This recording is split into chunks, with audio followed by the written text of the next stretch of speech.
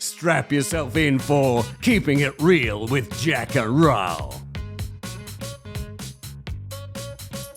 Welcome back, Keepers, to another episode of Keeping It Real with Jac and Ral. As usual, I am Gabrielle Dolan, and as usual, Jac has not got the microphone prepared, anywhere not near ready. her mouth. But Jac Phillips is with us as Testing. well. 1, 2, For 3. those of you who, And as usual, I'm Jac Phillips. yeah, you're Jac As Phillips. usual? As usual. As usual. If anyone is just listening, not watching, get over to YouTube. Jac is so on brand with her lime green shirt on, Black tights. black tights, and a white heel on my joggers. so on brand with our Keeping It Real brand. Lime green, white and black. This episode is around setting boundaries Ooh, because like a boundary. I reckon there might be a few people listening that part of their New Year's resolutions has decided, I'm going to do this or I'm not going to do that. And sometimes it comes down to setting boundaries. And boundaries are hard to stick to.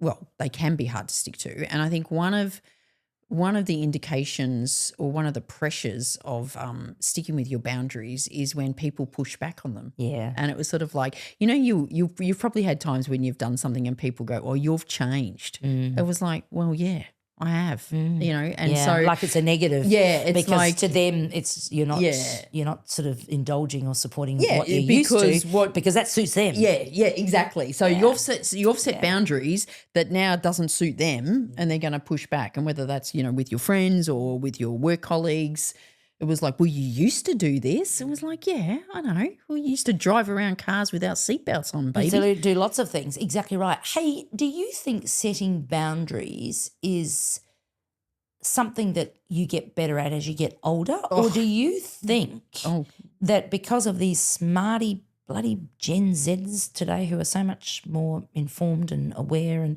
access to lots more information that they're getting onto it earlier? Oh, now, so that is a good point, because as you were asking that question, I was going to go, yeah, hell yeah, you get better as you get older.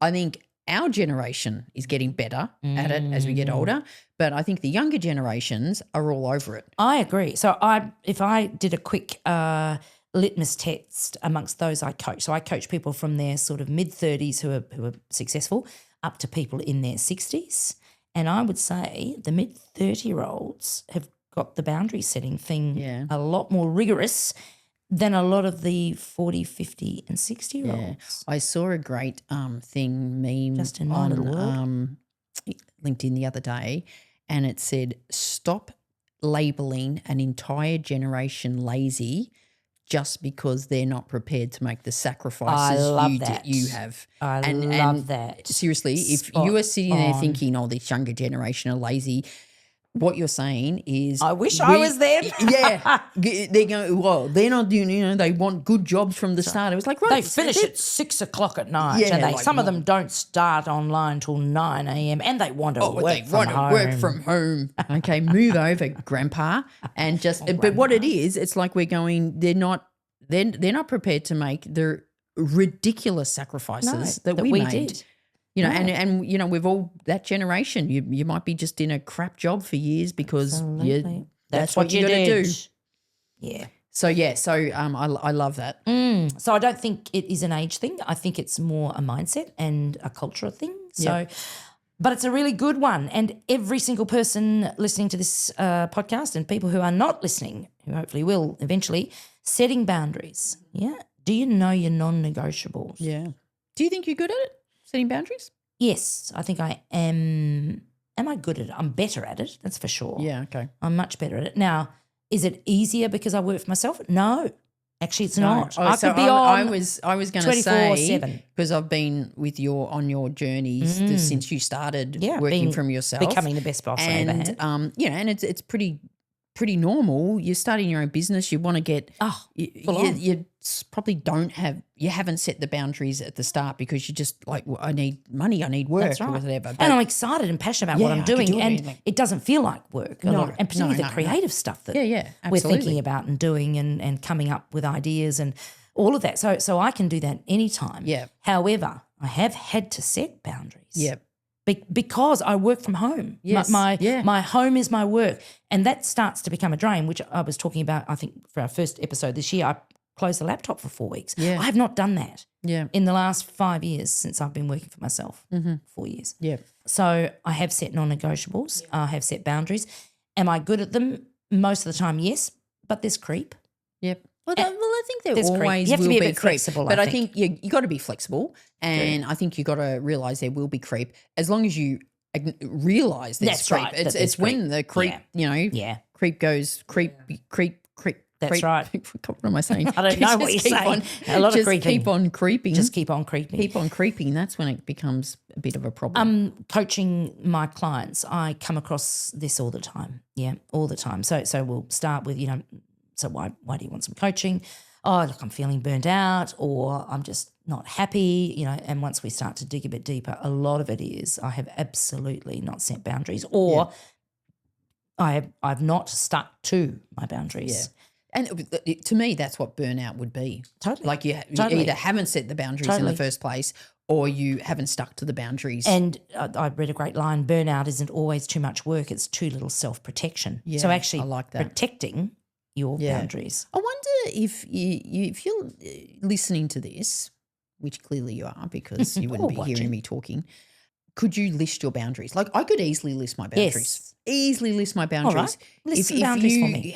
If you can't easily list them, you probably don't have them. You haven't set them, or you're not focusing on them or prioritising. What? Just give me 2 or 3 of your boundaries. Okay, I don't have meetings before 11 o'clock. Beautiful. Because in the morning's my creative time and I want to go to gym and I want to have a coffee with people after gym. So Nice. just don't do it before 11.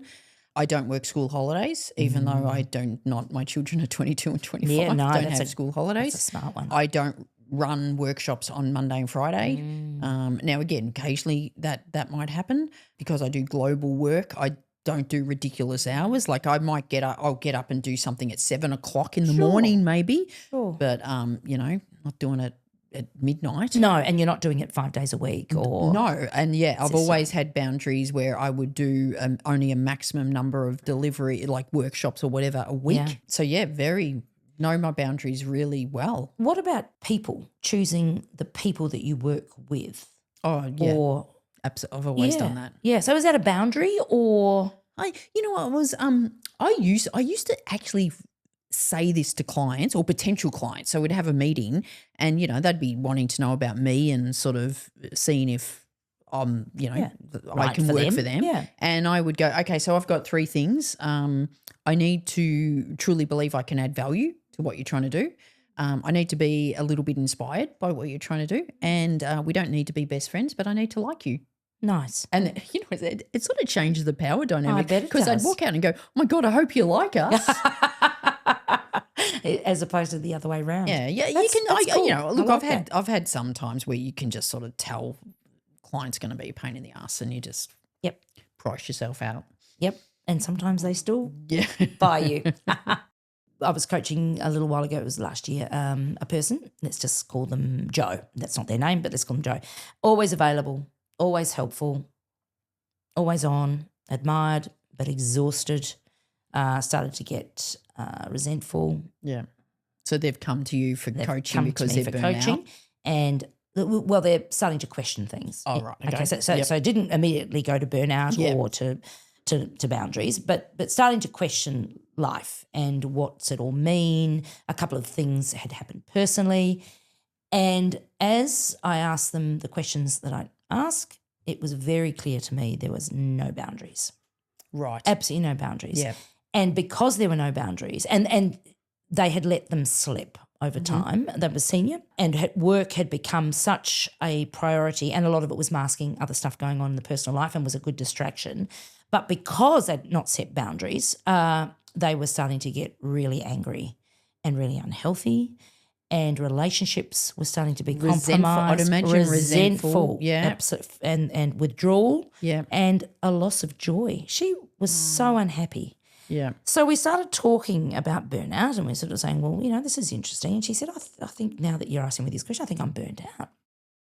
And I said, yeah, you might be. I said, but let's not focus on the burnout. Let's focus on why this has happened. And so what do we need to change Yeah. going forward before we even, start to coach on what those solutions might be. That's it. Sorry, Jack. It's a really good approach because I would imagine a lot of people who are feeling that go, it's just the job. It's just the job. And they will change I'm jobs. just working too hard. They will change jobs. Straight and back in. exactly the same thing will happen. You can sort of see too it available, happening. too Yeah, helpful, and they'll too just do always it on. all again. Exactly right, Ral. Out of the This is a frying pan reset. into the fire. This is an absolute reset. And so the importance of saying, all right, where do you get joy? Mm-hmm. Joe, where is joy? And so she started to rattle it off. In fact, she found it hard to even tell me that. Right. That's how far down she was. Mm-hmm. Yeah.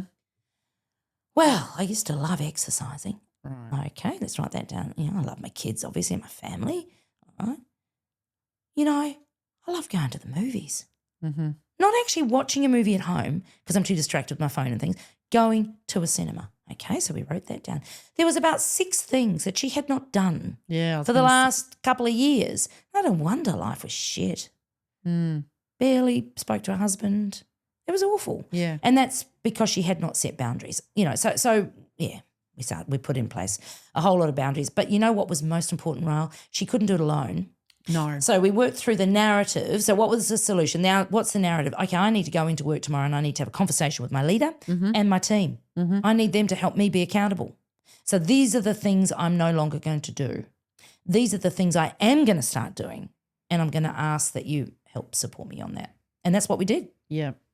And that Changed I think her that's life. really important. Like, let's just say, for example, you want to pick the kids up 3 days a week. And you know that and you know it's important, but you've found, after a month that's creeped. It's only 2 and then it's 1 Yep. and then Here we to go. go in and say to your team or your colleagues, whatever, this is really important to me. This is what I want to do. I take full responsibility for allowing it to creep. I want you to help me stand accountable. I can guarantee you your colleagues will be going, it's They will. 3 o'clock, you need to leave or That's whatever, it. and they'll be Help each other. pushing you out the door. I know when I had put in the I don't want to work any more than 3 days a week, like 3 workshops or keynotes. Yeah. I had to make that clear to my assistant and say, you hold me accountable for that Yes. because I know I go, all right, I'll just right. do it, and look at that. I probably did that, but that would happen. But like if it's only once or a year or twice, something. then that's different. Yeah. That's exactly right. Yeah, so letting people know what your non-negotiables are, what you're trying to achieve, why you're trying to achieve them, they can help you do that. That's right. Yeah. That's exactly right. So that's a good process that you go through. I've got another one. It's about knowing your non-negotiables because I Ooh, think like that. I think there's an element of boundaries as in, this is sort of what this is my ideal of what I'd like to do.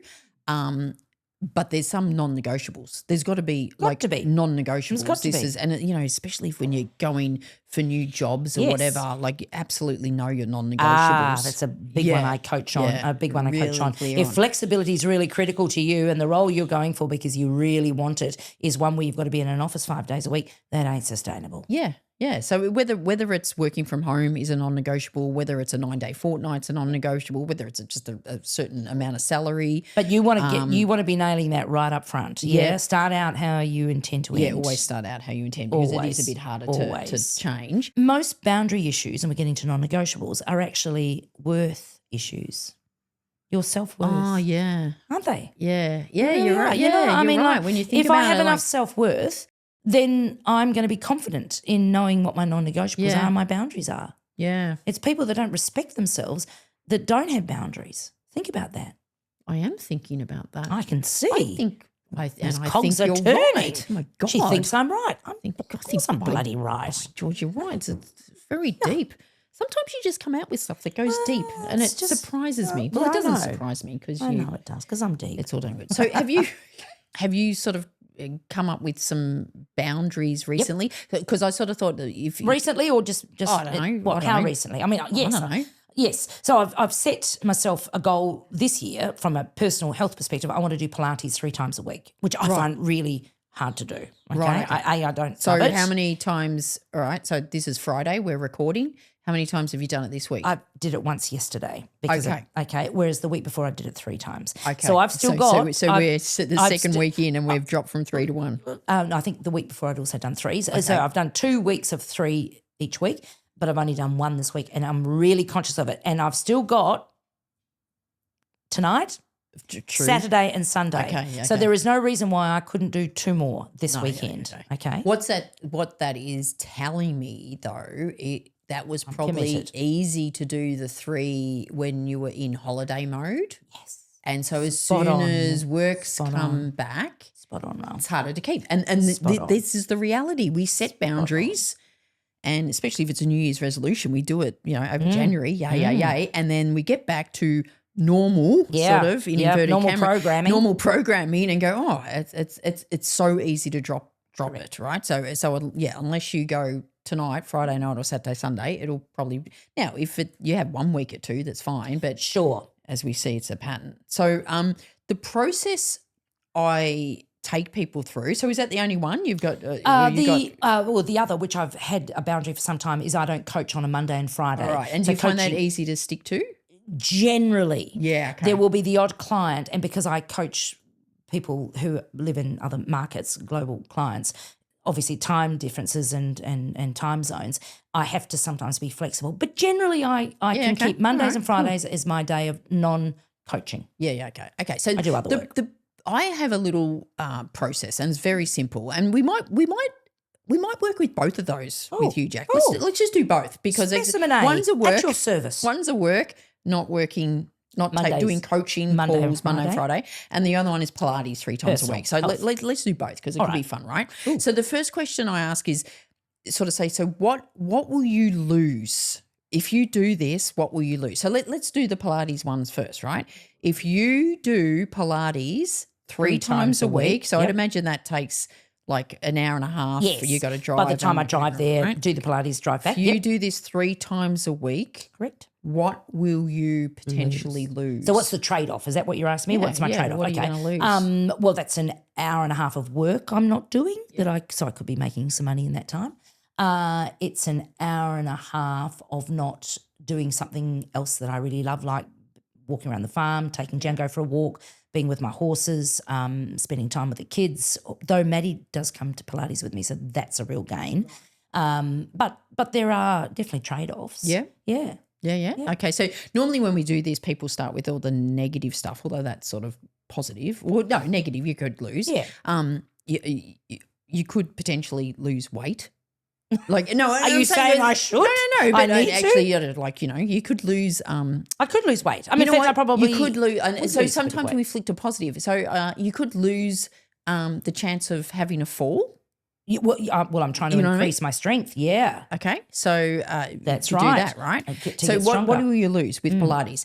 What will you gain? So now you've just Way said more. Maddie's coming with you, yeah, so you've gained some sometimes. quality time with her. with I your entertain daughter. her at Pilates, Okay. so yes. What else will you gain? I'm gaining strength. Yep. I'm gaining better resistance. I'm gaining Balance? endorphins. Balance. endorphins? I feel so good after I've been, and I'm a bit proud of myself that I've done this.